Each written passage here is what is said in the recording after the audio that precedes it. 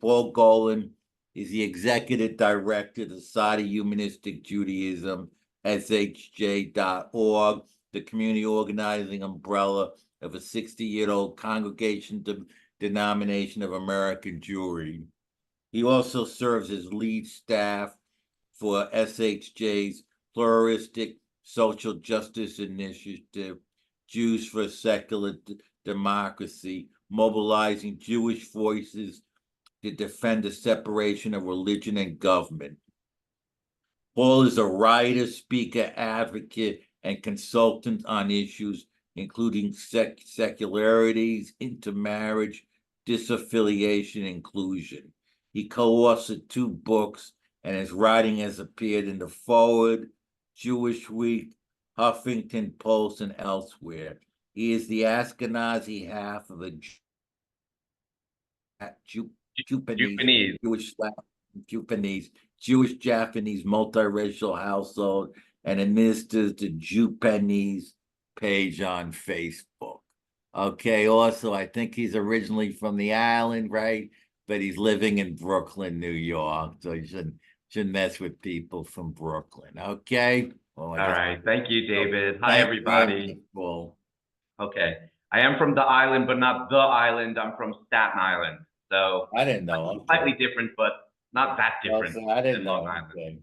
Okay, welcome. Thanks everybody for being here. I really appreciate it. As mentioned, I have a kind of a frontal presentation. I think it's about a half an hour, but then I want to get into Q&A. So I'm going to share a PowerPoint, and we will work through what we mean by Jews for a Secular Democracy. Here's our mission. Jews for a Secular Democracy mobilizes Jewish voices for religious freedom. Through education and advocacy, and informed by pluralistic Jewish values and traditions, we defend the separation of religion and government. And this is just in the United States, and we're going to talk about why in a moment. And we want to base this on the Jewish experience because we think we have a story to tell, and telling stories is how minds change, hopefully for the better, in understanding other people's experiences. And the separation of church and state in the United States overall has been incredibly wonderful for the Jewish community and has also hurt Jews at times. And I'm going to lead us through a couple of examples of that. But we are now, for the most part, in a position of privilege where we can advocate for change from perspectives that may be helpful to those who are now really on the front line of church-state separation issues. And I'll get into that as well. And we are pluralistic, even though it is an initiative of the Society for Humanistic Judaism. And it's wonderful that we're joined by the Ethical Culture Society. I know a little bit about your history, and I think we are very much in alignment. I certainly get to meet your national leaders every year when I go to the Secular Coalition for America's national gathering, because we're a member organization of Secular Coalition for America, as is Ethical Culture. And what we do at Society for Humanistic Judaism is not the majority of the organized Jewish community. The largest denomination is Reform Judaism. Then there's Conservative Judaism, Orthodoxy. All of those other denominations worship God. We do not. But our initiative, Jews for Secular Democracy, was purposely pluralistic, meaning it brings ideas and positions from all of Judaism, because part of the goal here is to acknowledge and recognize we don't agree. And that's the whole point in having a government neutral to religion. We don't even agree within our own religion. So why would we want the government stepping in and deciding for us? So that is why we took this pluralistic approach when we launched this initiative, Jews for Secular Democracy, about 4 years ago. The reason why we're focused on the US, besides that most of our members live here, is because church-state separation is enshrined in our laws and should be recognized as such. So the First Amendment is often referred to as having 5 freedoms. And the first freedom mentioned in it is freedom of religion and freedom from religion. It's a coin with two sides. So the first side is called the Establishment Clause. Congress shall make no law respecting an establishment of religion. I want to point out, I'm not a lawyer and I'm not a constitutional scholar, and there may be lawyers on this call, so I think I'm getting it right, but I'm coming at this from the perspective of a concerned citizen and an advocate.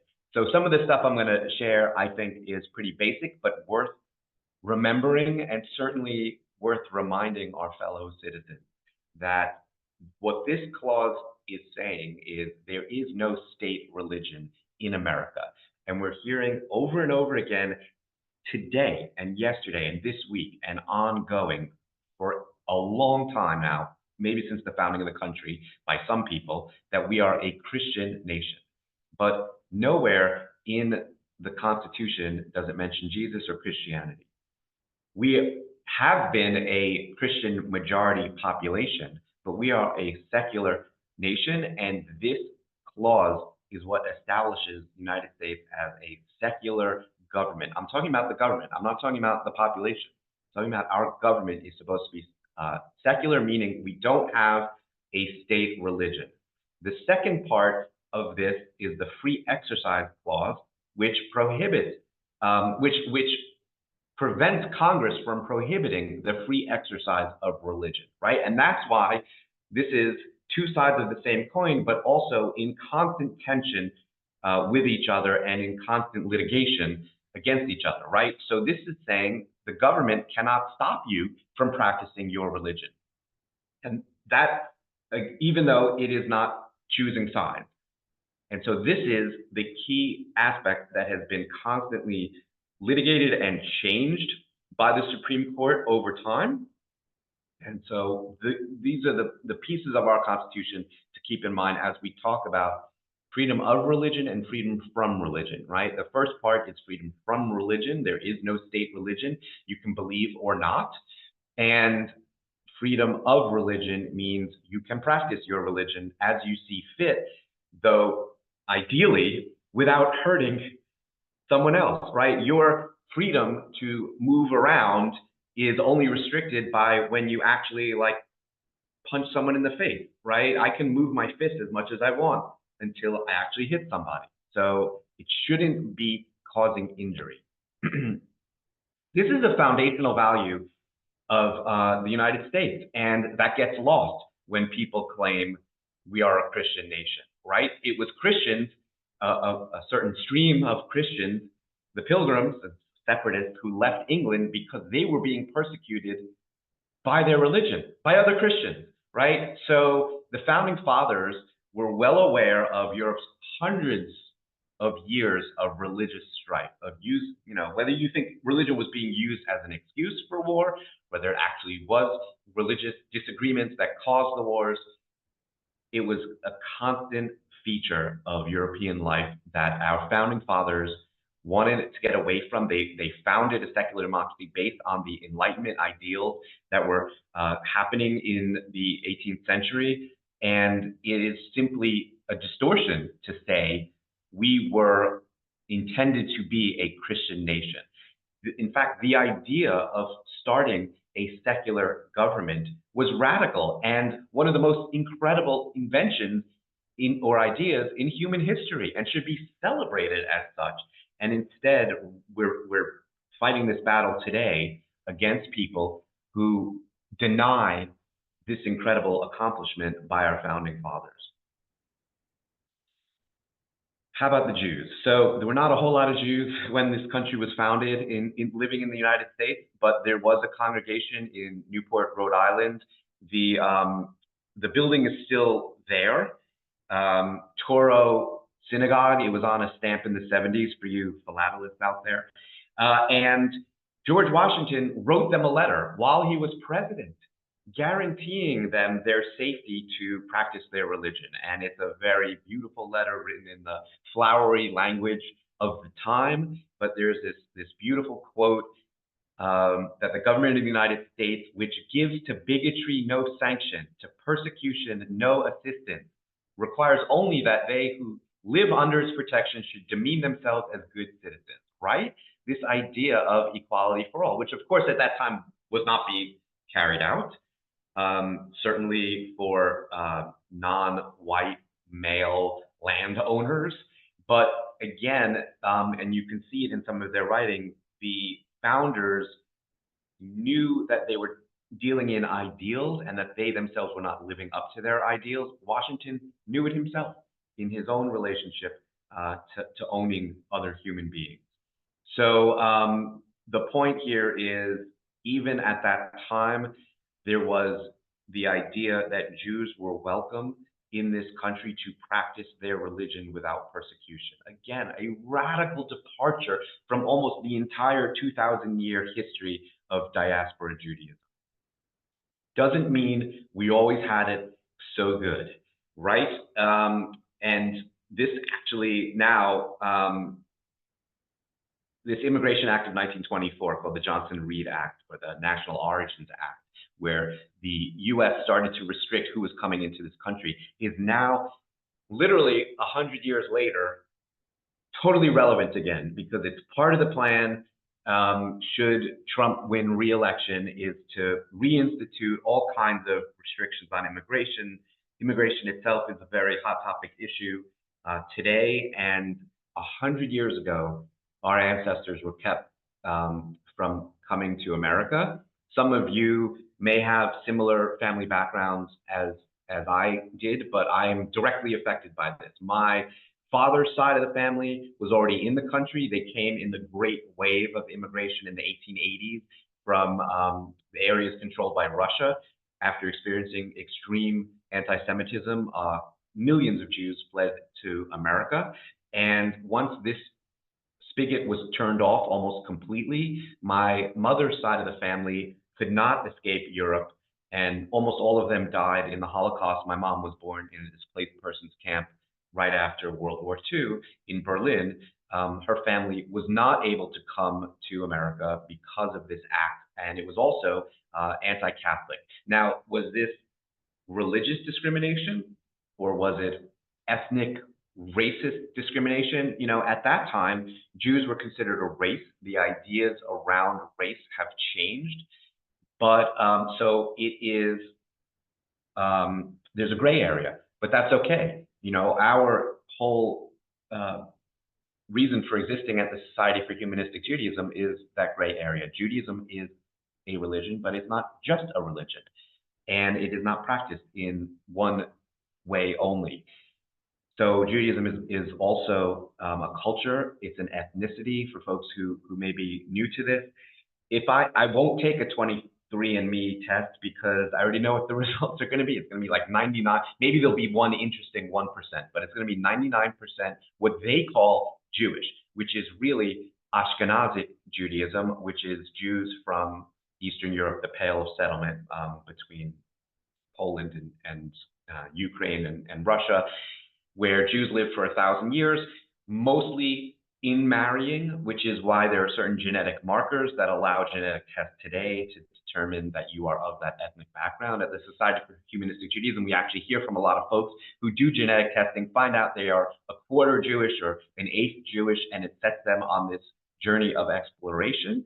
I'm not saying Jewish is a genetic thing either, because if you have Jewish genes and you don't claim it, then you're not. So to me, it's a personal identity, but the point is, it's an ethnicity. So when people say, what is your ethnicity? I don't say I'm half Ukrainian, half Polish, because my ancestors in those countries were never accepted as Poles or Ukrainians. And even if they lived there for 1,000 years, which they may have. So this may have been racism, this may have been xenophobia, and it may have been religious persecution. But we certainly saw this come to light a few years back when there was a quote-unquote Muslim ban, when it named a religion that they wanted to keep out of America. And of course, again, that was intertwined with racism and xenophobia and anti-Arab ethnicity. So they quickly pivoted on the name of it, but the restrictions were still there.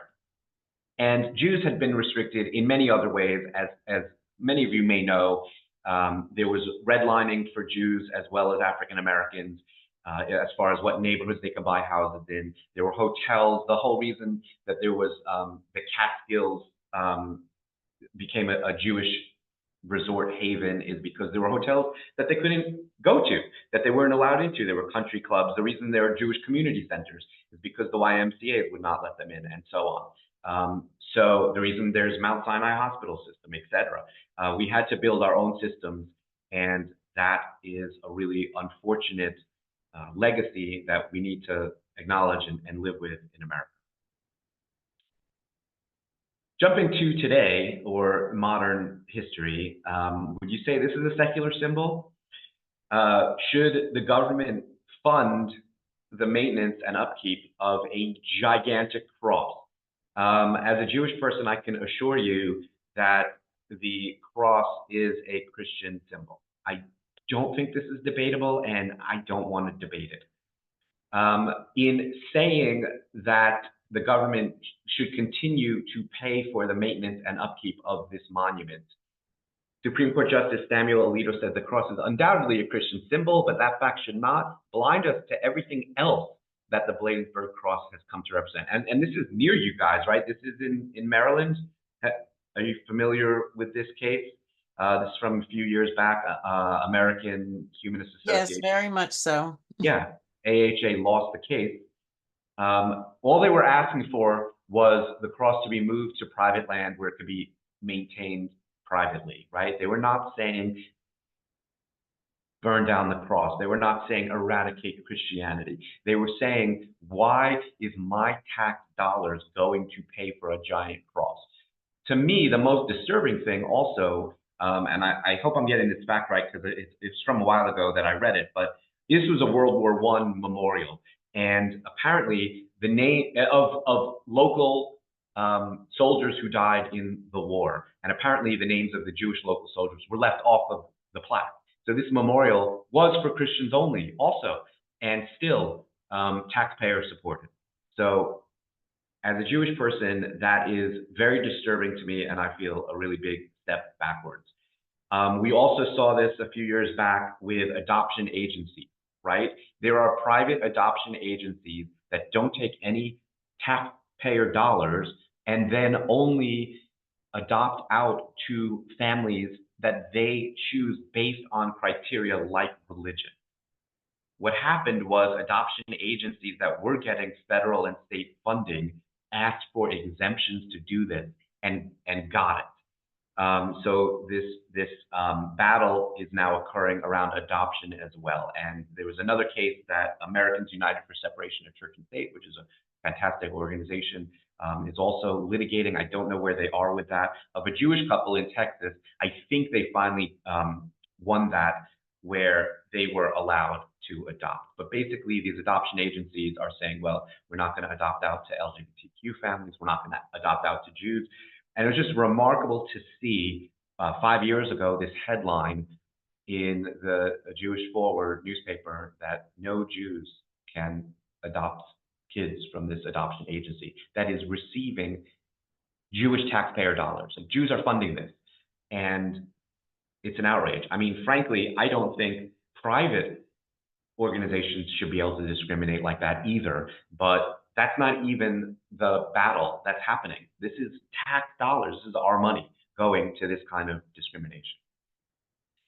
So what happened? There's been a shift in who is protected by that First Amendment after a long uphill battle in the 50s, 60s, 70s around separation of church and state, where it felt like we had gotten to a really good place. And of course, Roe v. Wade may have been that crowning moment. We know what happened with that, which we'll get to. But in 1993, the Religious Freedom Restoration Act was passed by Congress nearly unanimously, which is something I don't know that we'll ever see again in our lifetime. There was a complete agreement. And this was, I believe the case was Native Americans were using peyote in religious ritual and were being arrested for it. And they made this exemption that for religious purposes, you can carve out exemptions.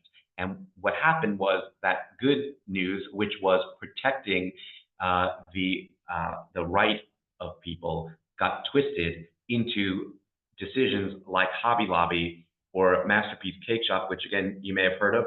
Again, I'm not a lawyer. You may know more about this than I do. But my understanding, which is just a basic lay understanding, is that Hobby Lobby gets to decide what kind of birth control or not their employees can get through insurance, right? And so then Obamacare had a pivot to address the fact that now corporations are people and they have their own religious beliefs, and their religious beliefs are overriding that of their employees' rights. And likewise, Masterpiece Cake Shop, of course, the Supreme Court sided with a baker who did not want to bake a cake for two gay men for their wedding.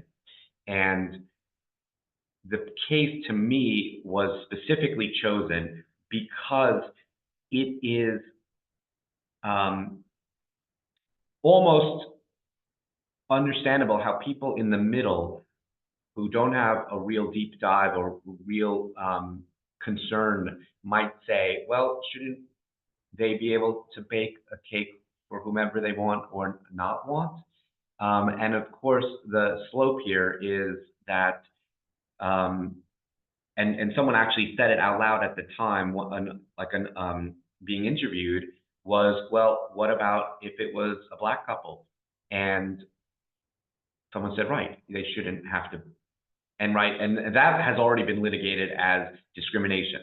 LGBTQ people are not yet a protected class, right? Jews just became included in that protected class, right? If the cake baker said, I'm not going to write Mazel Tov because it's against my religion, right? This is, so people in the middle might feel torn here, and it is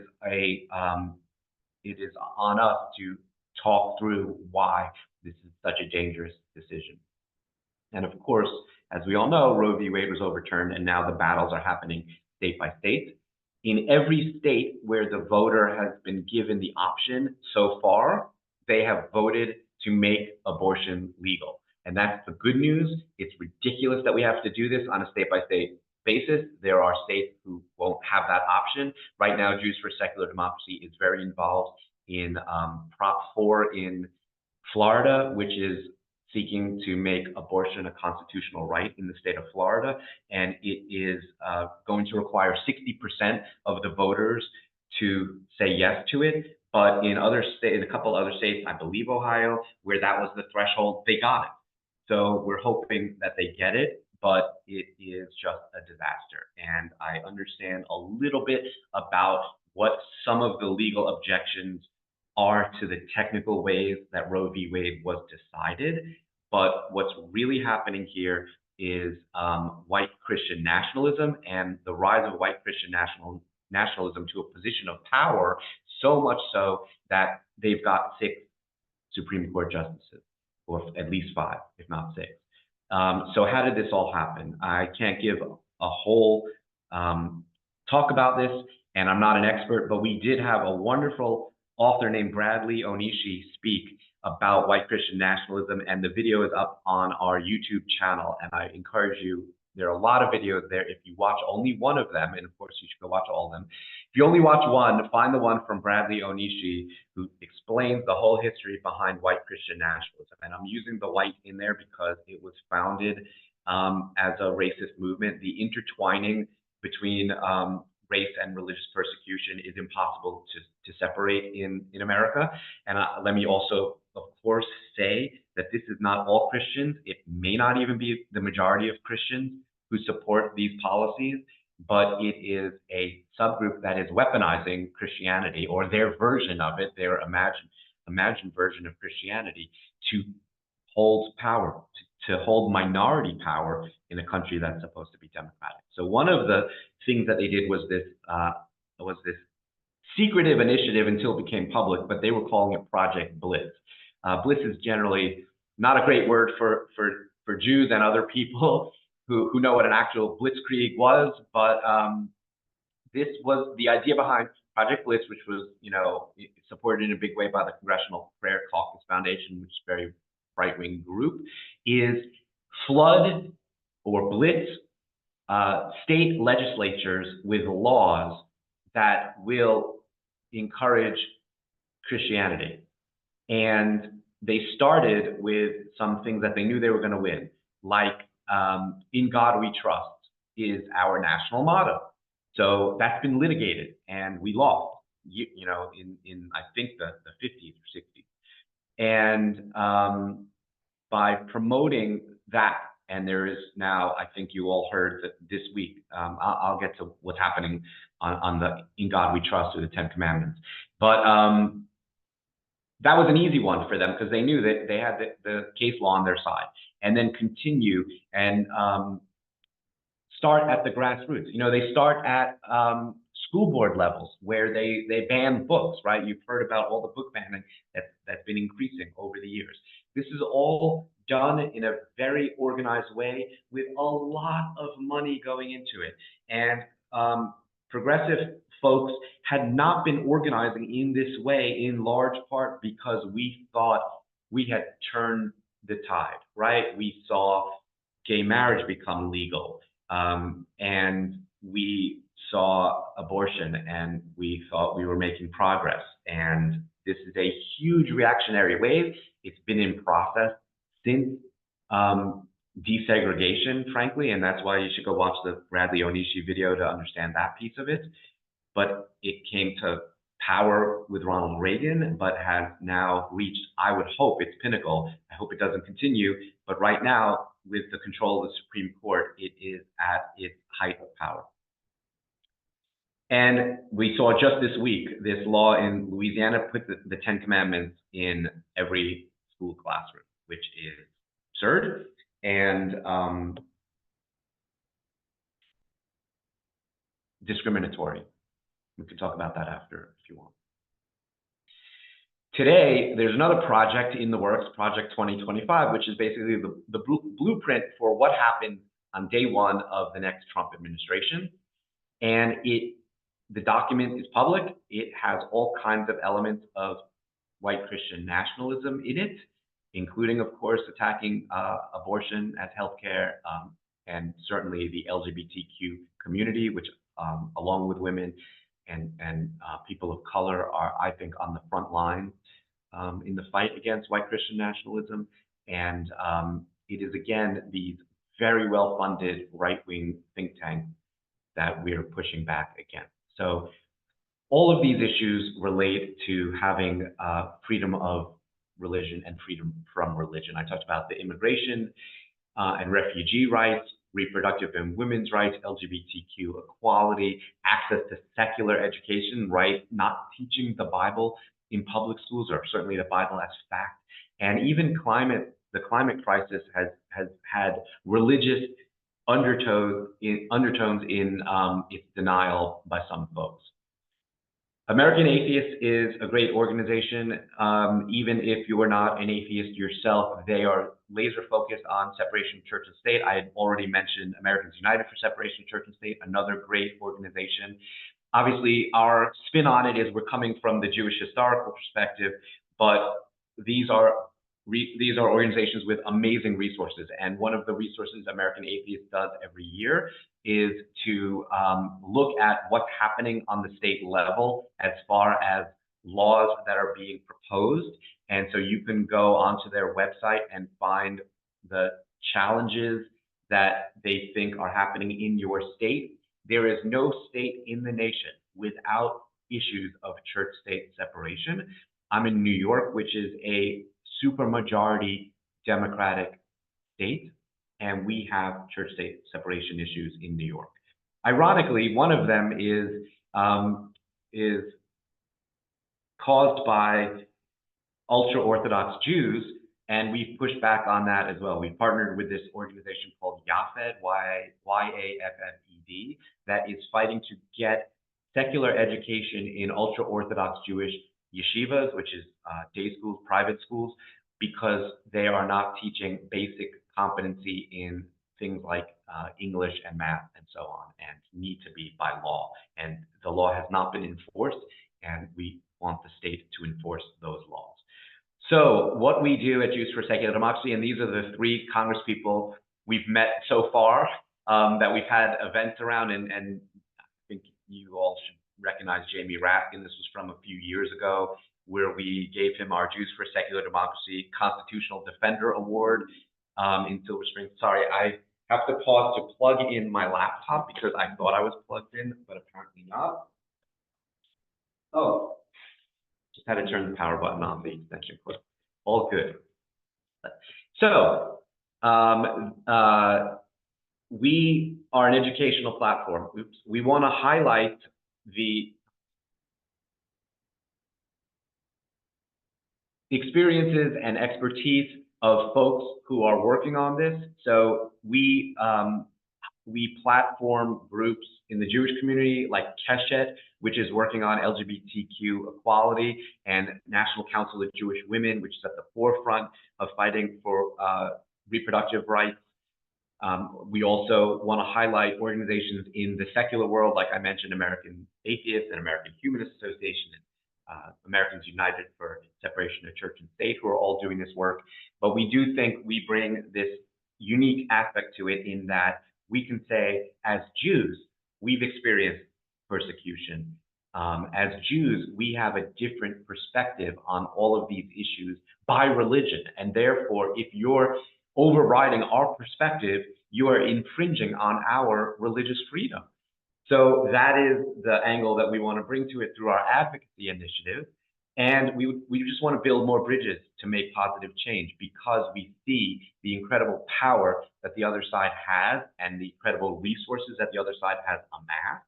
And we know we've got a long way to go. We still believe, that the arc of history bends toward justice, to share a famous quote, but it's not a straight bend. It got pushed back a lot by this reactionary wave of Christian nationalism, and we are really hoping to finally get it going in the right direction again.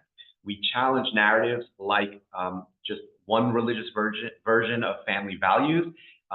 This license to discriminate is a way to describe the way the laws are being interpreted to protect the religious freedom of some people over the majority. There's a phrase, Judeo-Christian, that you also often hear being wielded by these Christian nationalists, and we want to make sure everyone understands no such thing. There is no such thing, okay? Let's all stop using that phrase, and let's call out the folks who use that phrase, because they say that the Judeo-Christian value is only a man and a woman should get married to each other. And 88% of US Jews support gay marriage. So that's not a Judeo value. And more importantly, in the Bible, men had many wives, right? So I'm not saying we should necessarily go back to that, but I'm saying that this is make-believe and we need to call it out.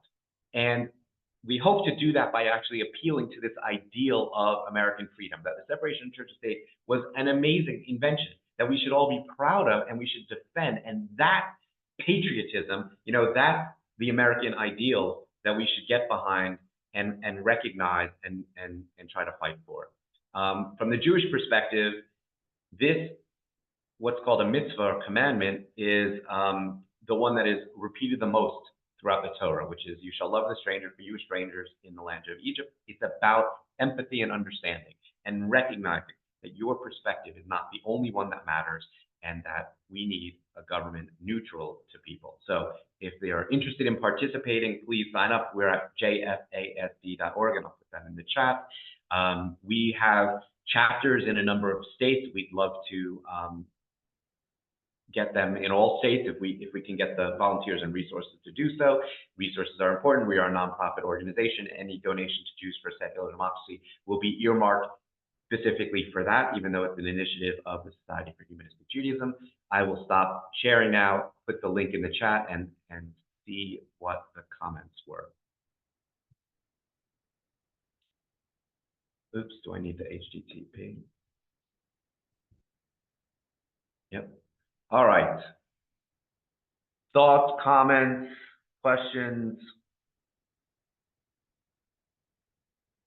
Yes, of course, Carolyn mentions the Pilgrims, Quakers were killed for their beliefs. It happened here, and we don't want it to happen again. And the point of our Constitution was to stop it from happening. And for the most part, it's worked great for the most part.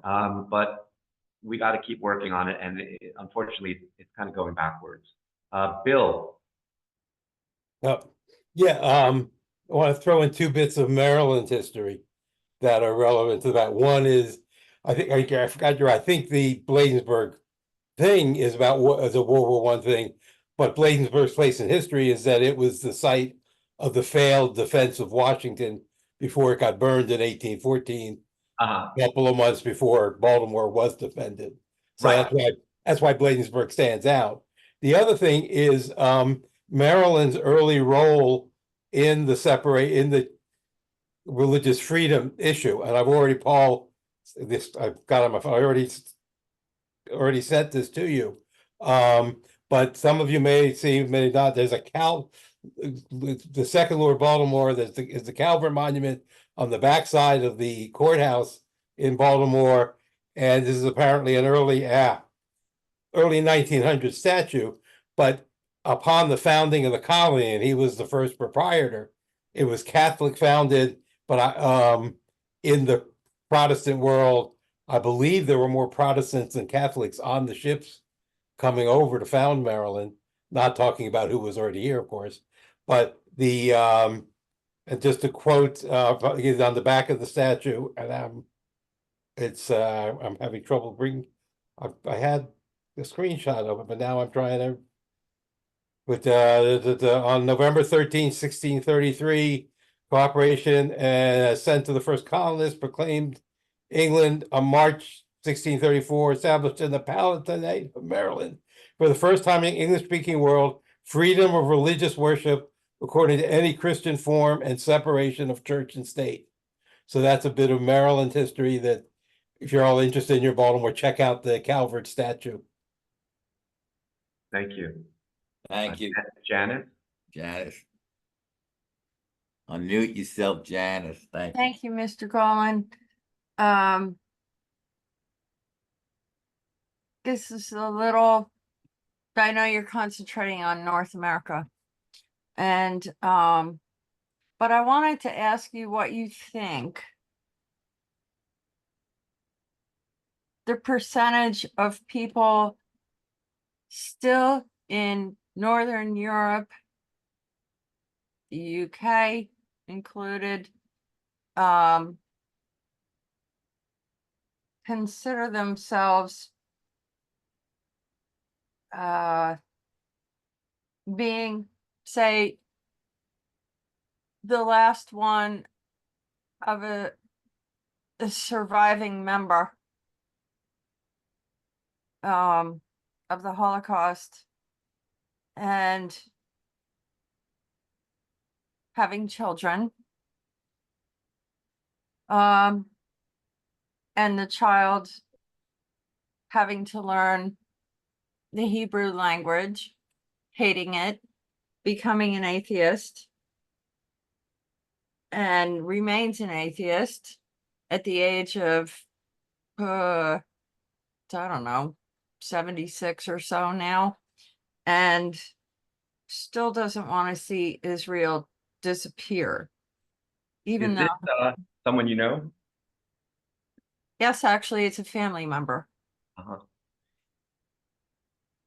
So I'm really laser focused today on separation of church and state in America. There's lots of complicated issues that we can talk about at another time, and we're not gonna solve it. And frankly, we're not gonna solve church-state separation here either. But I do want to focus on that and just think about ways that people can get involved and go from there. Thank you, though, Charles. I apologize. Okay, no, I understand it. It's on people's minds for sure. I just want to keep us focused. Charles? Yes, this may also be tangential. I wonder if you have any thoughts about the dangers of this argument that Jews who oppose Israel right now should be ashamed of themselves. So I will I'll go back to the First Amendment and talk about a different freedom there, which is freedom of speech. And I think that there have been laws proposed on the state levels around banning government contracts with businesses that say negative things about Israel and so on. And those will be litigated, but they'll be litigated not on a religious freedom perspective, but on I believe, a freedom of speech perspective. My personal opinion we don't have consensus in humanistic Judaism on Israel. So what we've done is encourage folks to have civil conversation in community where they are. And that is the point of organizing congregationally. And I know that ethical culture shares this value. And I know that ethical culture struggles with this kind of organizing in the same way that humanistic Judaism does, because it's a model that none of us invented, right? We were all born after congregational denominationalism came about, and it is a less popular way for people to organize these days. But one of the great advantages to it that we should probably be sharing more of is you get to know people and you get to see the humanity in one another. And when you disagree on deeply emotional issues, you can still see each other as people. And that doesn't happen on Facebook comments. It doesn't happen on Twitter. And that's really part of the challenge of the environment that we're in right now, is an inability to be in dialogue with folks that we disagree with. And that's not to say there isn't red line. I would be happy to lobby some of these Congress people who are on the very far right. I don't know that I'll change their mind, but I have sat in their offices and just show of hands, how many people here have lobbied in Congress, like in the building? Have you walked through the halls of Congress to do lobbying?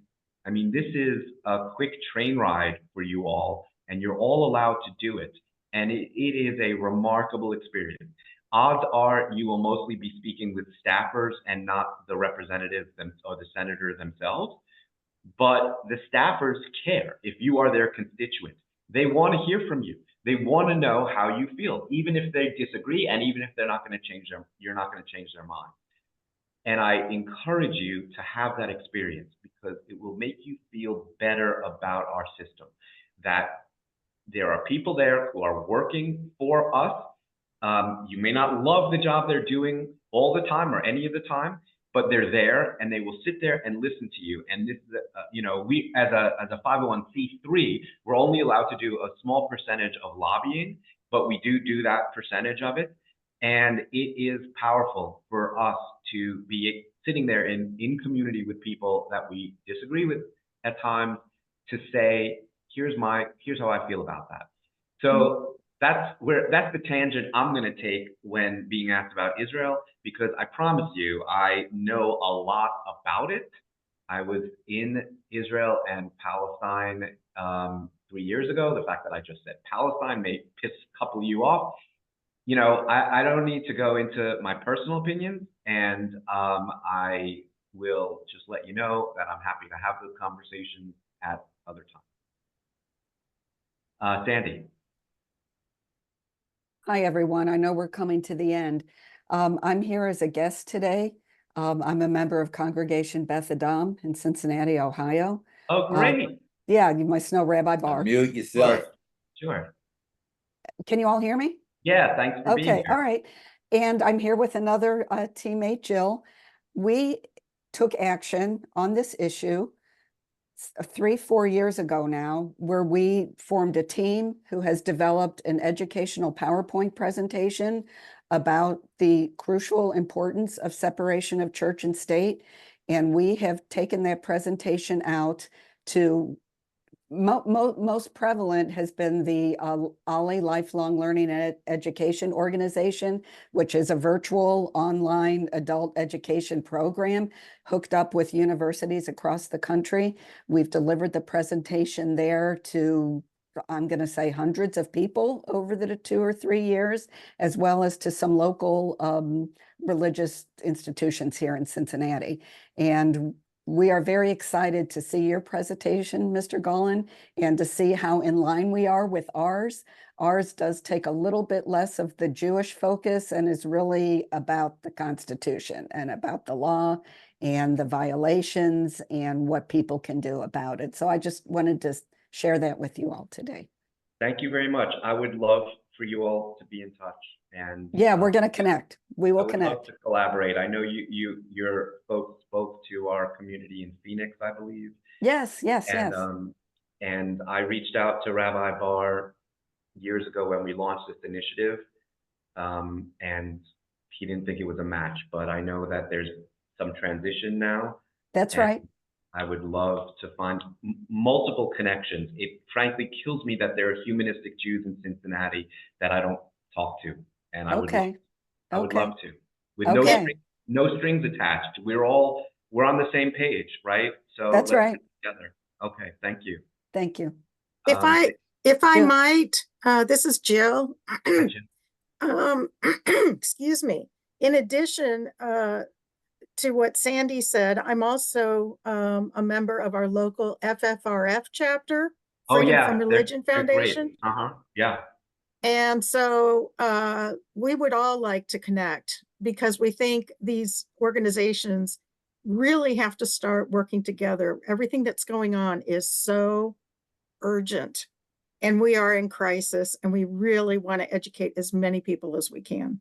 Right, and thank you so much for mentioning them. Freedom from Religion Foundation, people should absolutely go check them out. Again, I had mentioned that the Secular Coalition for America meets, the leadership meets once a year. I get to sit a little bit with Annie Laurie Gaylor and Dan Barker, who are the, I think, co-directors of Freedom from Religion Foundation. They are a force. They are fantastic. I love the people that work there. They're based out of Madison, Wisconsin. And I fear that Dan and Lori don't quite get why I still say I'm Jewish. And so I know that there's a disproportionate percentage of FFRF members who are Jewish, but you know, there is, and that's a lovely tension I get to navigate when I'm involved in Secular Coalition for America. Why do I still say I'm Jewish? And at the beginning, I talked about Judaism as an ethnicity.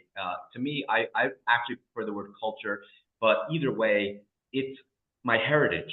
And I have removed that from religion because I don't practice religion and I'm openly atheist agnostic. So I would love to build stronger bridges with FFRF. They do great work. And if folks have never heard of, or if it sounds vaguely familiar, but you don't know FFRF, Freedom from Religion Foundation, you've probably seen those commercials with Ronald Reagan's son, talking about being an atheist, which was brilliant when they first launched it, like, I think 30 years ago. And it's just so powerful. And the work that they do is great. And they are also very involved in litigating some of this stuff. We're not going to litigate as an organization, but we are going to advocate and try to help organize. So thank you for that, Jill. David. Okay, thank you so much for your great presentation, Paul. I guess 1 or 2, 3 points real quick.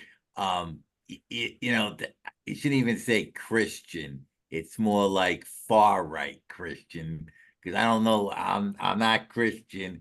I don't remember Jesus saying, "Let's kill the gays" or "Let's kill the Jews."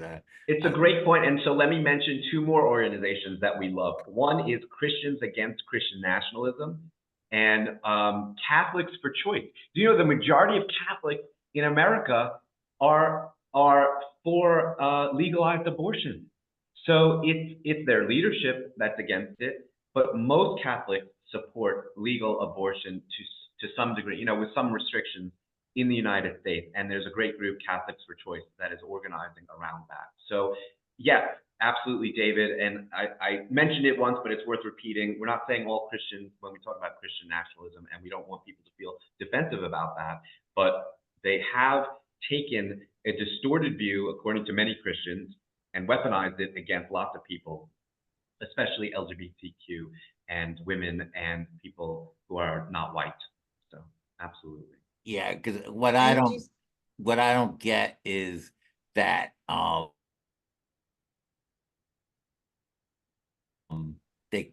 white Christian nationalists, they kind of want to create like a Taliban government, but I don't or like Iran, a theocracy. I Well, don't think so it works in the Iran issue, or right? It's a good point. The issue is they had power in lots of ways that is diminishing as other people become more equal. And so for people who have privilege, equality is a step down, right? So even this American value of equality that they would claim as well, what's really happening is to be genuinely equal, they have to give up some privilege and they don't want to.